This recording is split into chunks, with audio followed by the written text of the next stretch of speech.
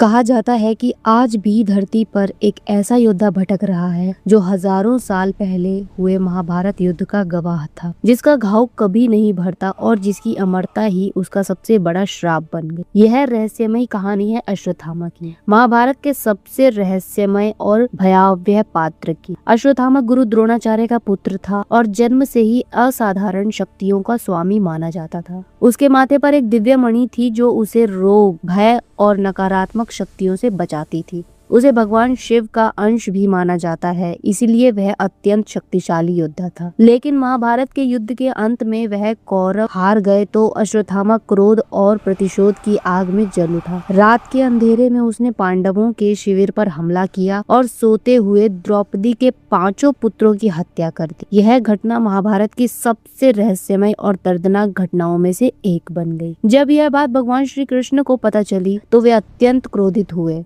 उन्होंने अश्वत्थामा के माथे से उसकी दिव्य मणि निकाल ली और उसे भयानक श्राप दिया कि वह हजारों वर्षों तक धरती पर भटकता रहेगा, उसके घाव कभी नहीं भरेंगे और वह अकेलेपन और पीड़ा में जीवन बिताए। यह अमरता उसके लिए वरदान नहीं बल्कि जीवन भर का अभिशाप बन गई। कहा जाता है कि आज भी भारत के कुछ प्राचीन मंदिरों और घने जंगलों में अश्वत्थामा के दिखने की रहस्यमय घटनाएं सुनने को मिलती है। कुछ लोग दावा करते हैं कि एक लंबा अजीब व्यक्ति सुबह सुबह मंदिरों में पूजा करता है और अचानक गायब हो जाता है। कोई कहता है उसके माथे से खून बहता रहता है तो कोई कहता है उसकी आंखों में हजारों सालों का दर्द दिखाई देता है। क्या सच में अश्वत्थामा आज भी जीवित है या फिर यह इतिहास का ऐसा रहस्य है जो हमेशा रहस्य ही बना रहे?